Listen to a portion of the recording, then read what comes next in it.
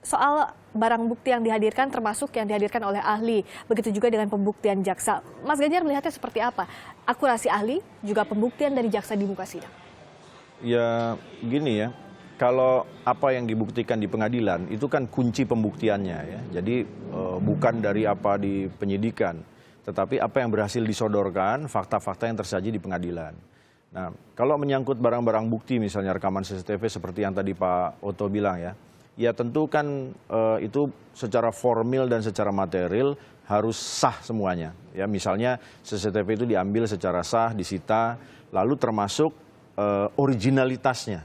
Ya, jadi kalau tadi misalnya disampaikan filmnya berjalan tapi timernya berhenti, tentu kan ini menjadi pertanyaan, apa ini ada kelemahan teknologi atau yang paling kita khawatirkan ada dugaan rekayasa gambar gitu ya. Nah, tapi yang manapun itu oleh jaksa penuntut umum harus dibuktikan, oleh pengacara terdakwa tentu digunakan untuk mematahkan apa yang dibuktikan oleh jaksa penuntut umum.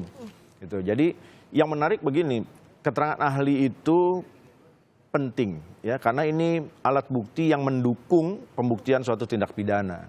Nah, tetapi ahli kan sebetulnya tidak bisa sampai pada kesimpulan apakah seseorang pelakunya atau bukan. Mengapa begitu? Karena begini, ahli itu pada dasarnya melihat penormaan secara lebih mendasar, secara lebih luas. Ya, jadi misalnya begini, kalau ada orang masuk ke rumah orang lain tanpa izin, apakah itu ada tindak pidana atau tidak? Gitu. Jadi dia melihat sesuatu secara lebih mendasar. Jadi dalam konteks menghadirkan ahli ini sebetulnya dua yang paling utama. Satu, para penegak hukum di pengadilan memang membutuhkan penormaan yang secara lebih tepat, ya, menafsirkan mengenai suatu peristiwa. Atau memang dibutuhkan keahlian yang spesifik yang tidak dimiliki oleh para penegak hukum di situ. Berbicara soal ahli ini, Pak Oto, jaksa penuntut umum menyatakan bahwa meskipun tidak ada saksi fakta misalnya yang dihadirkan di persidangan maupun barang bukti yang menunjukkan bahwa Jessica yang melakukan tindak pidana itu pembunuhan berencana, tapi bisa ada persesuaian, bisa menyusun puzzle dari keterangan ahli yang dihadirkan di muka sidang. Bagaimana pendapat dari Pak Oto?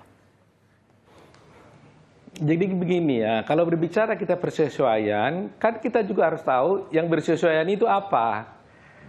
Kan tidak bisa elemen-elemen yang tidak penting, harus tetap juga ada masterpiece daripada yang bersesuaian itu. Satu contoh ya, untuk menarik suatu hal yang bersesuaian itu umpamanya, bahwa Jessica pernah membeli suatu cyanida umpamanya. Tapi kemudian tidak ada bukti yang melihat bahwa Jessica memasukkan itu pada gelas gitu. Maka oleh jaksa ditariklah suatu benang merah. Oh, memang Jessica pernah, memang dia nggak pernah memasukkan ke gelas, tapi dia pernah membeli cyanida. Nah, maka dihubungkanlah ini persesuaian ini dengan saksi, keterangan saksi-saksi yang lain. Baru bisa disimpulkan ada suatu persesuaian. Nah, kalau persesuaian yang ditampilkan itu adalah tidak berkenaan suatu keadaan yang sangat penting, masterpiece-nya, atau umpamanya warna kuning dari gelas dihubungkan dengan keterangan saksi bahwa dia umpamanya melihat bahwa istilahnya itu ada sedotan di gelas, ini kan persesuaian bagaimana itu kaitannya gitu loh. Kan tidak ada relevansinya satu sama lain. Bagaimana jadi soal motif, persesuaian itu harus mengarahkan. Kalau soal motif saya kira ini sudah terbukti terbantahkan kemarin.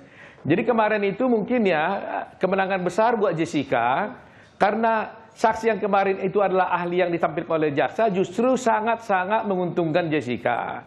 Kenapa? Kemarin itu saksi ahli itu mengatakan telah memeriksa Jessica selama 6 hari menggunakan mesin-mesin teknologi yang canggih-canggih dan dia simpulkan bahwa ternyata Jessica tidak menggambarkan dan tidak pernah menunjukkan adanya sakit hati kepada Mirna. Dan justru Jessica mengatakan tidak ada hal-hal yang tidak baik dengan Mirna dan hubungan mereka sangat baik sekali. Nah, sedangkan jaksa mengatakan motif daripada pembunuhan ini adalah karena rasa sakit hati dari Jessica kepada Mirna.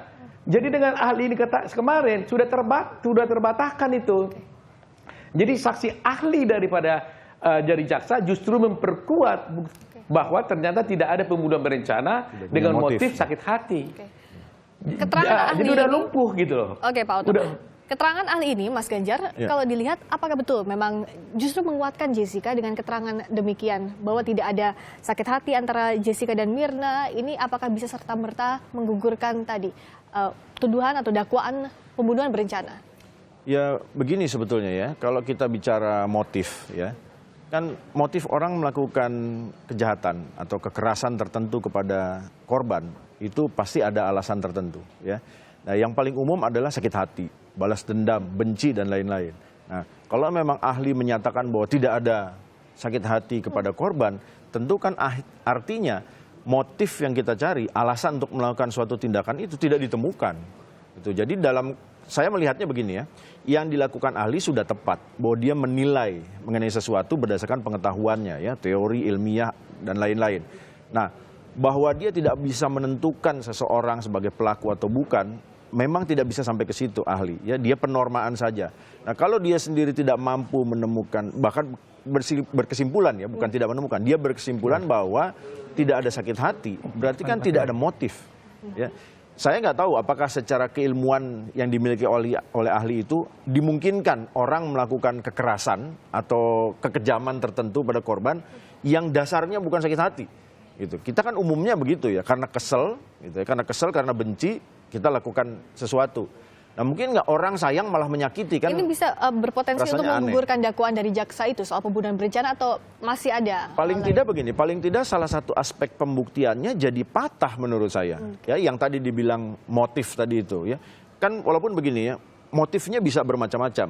Nah, tapi kan dalam konteks ini jaksa bertanya, ada sakit hati ini tuh dan lain-lain. Ternyata ahli menyampaikan berbeda lagi faktanya. Gitu. Sehingga dengan demikian apa yang disimpulkan oleh ahli tidak ada alasan untuk melakukan kekerasan, ya tidak ada, ini otomatis membuktikan bahwa dia motif yang satu itu tidak ada.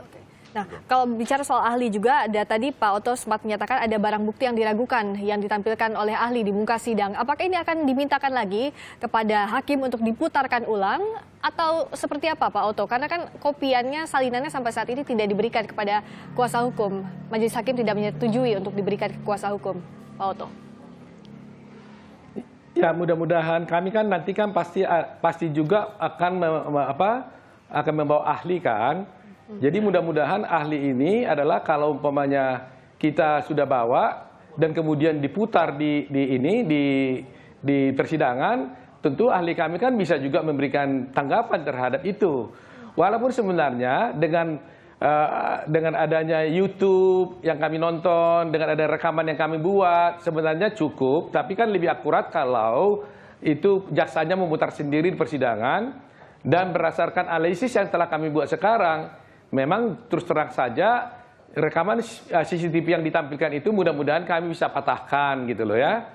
Nah, jadi saya katakan tadi, buktinya sendiri mungkin kita bisa patahkan, kemudian isinya sendiri juga bisa kita patahkan, kemudian saksi akan lagi menampilkan tentang isinya. Saya kira cukup amunisi buat kami juga untuk bisa mematahkan apa yang ditampilkan oleh penuntut umum. Oke, Pak Oto punya amunisi kuat apa dari tim kuasa hukum untuk mengkanter barang bukti, saksi fakta maupun ahli yang sudah dihadirkan ke persidangan? Karena kan bulan depan giliran Pak Oto yang akan menghadirkan saksi-saksi di muka sidang. Nah, kelihatan. Pak Oto, kami akan perbaiki lagi komunikasi dengan Pak Oto, terputus hubungan kita. Nah, bagaimana Mas Ganjar melihatnya? Jadi nanti bulan depan adalah giliran dari tim kuasa hukum. Kalau dari yang sudah disodorkan di persidangan saat ini, mana saja celah-celahnya sebenarnya? Memang begini ya, ini ada saya nggak tahu apakah kira-kira Pak Oto men-challenge atau tidak kemarin ya. Memang kemarin itu ada dihadirkan sebagai ahli ya. Orang yang melakukan pemeriksaan berdasarkan pengetahuannya. Tetapi menjadi tanda tanya bagi saya karena ahli yang diminta misalnya dokter yang juga anggota kepolisian ya. Tentu wajar kalau orang lalu mempertanyakan objektivitasnya ya. Ini tentu dokter polisi sejalan dengan kepentingan penyidikan, sehingga dalam konteks sebaliknya nanti tentu terdakwa dan pengacaranya akan menghadirkan ahli yang lebih independen. Tapi kalau majelis hakim toh menyetujui ahli itu dihadirkan di muka sidang, apakah ini masih bisa diragukan juga ahli itu tidak independen yang dihadirkan di muka sidang? Ya begini ya, hakim boleh saja, siapa saja boleh dia terima, ya. Tapi kan nanti dia yang menilai. Ya. Artinya dengan dia terima ahli itu memberikan keterangan, tidak lalu otomatis dia tidak mempermasalahkan. Ya, paling tidak kehadirannya tidak bermasalah, tapi tentu hakim nanti akan menilai apakah pendapatnya ini secara ilmiah bisa logis. dipertanggungjawabkan atau Artinya, logis. sebagai orang awam, hakim ini kan mendengar ya, oh penjelasannya logis. Atau sesuatu yang tidak logis, tapi lebih karena kepentingan, karena esprit de corps misalnya. Itu kan layak dipertanyakan. Oke, dan terakhir Pak Oto, amunisi kuat apa yang dimiliki tim kuasa hukum dari Jessica untuk mengkanter saksi fakta, ahli maupun barang bukti yang sudah disodorkan di persidangan, Pak Oto? Ya, kalau kita lihat sebenarnya sudah cukup banyak ya.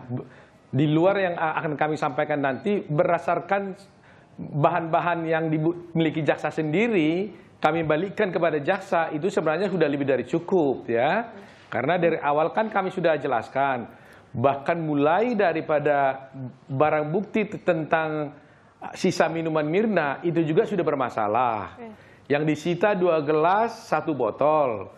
Yang diperiksa di Mabes Polri adalah 2 botol 1 gelas. Jadi di sini aja tentang otentisitas, validitas daripada barang bukti saja sudah menjadi masalah. Coba bayangkan, ini kan dikatakan ada cyanida, pembunuhan dengan cyanida. Tetapi barang bukti yang ditampilkan itu sendiri sudah bermasalah, karena apakah itu memang barang bukti sisa minuman Mirna yang diperiksa di Mabes atau tidak, itu juga masih bermasalah. Ya kan? Jadi banyak sekali, belum lagi saksi yang dari kami gitu loh. Jadi kalau saya melihat dengan bukti-bukti yang dimiliki jaksa sendiri, kami balikkan itu menjadi keuntungan buat kami, itu sebenarnya sudah cukup. Apalagi nanti kalau kita tambahkan dengan bukti-bukti dari kita. Baik. Demikian. Gitu. Baik, terima kasih Pak Oto. Kita akan nantikan pekan depan, sidang akan dilanjutkan hari Kamis, akan ada pembuktian apa lagi di persidangan. Terima kasih Pak Oto Hasibuan, kuasa hukum dari terdakwa Jessica Kumala Wongso. Terima kasih juga Mas Ganjar Laksmana, pakar hukum pidana dari Universitas Indonesia, sudah bergabung di Kompas Petang.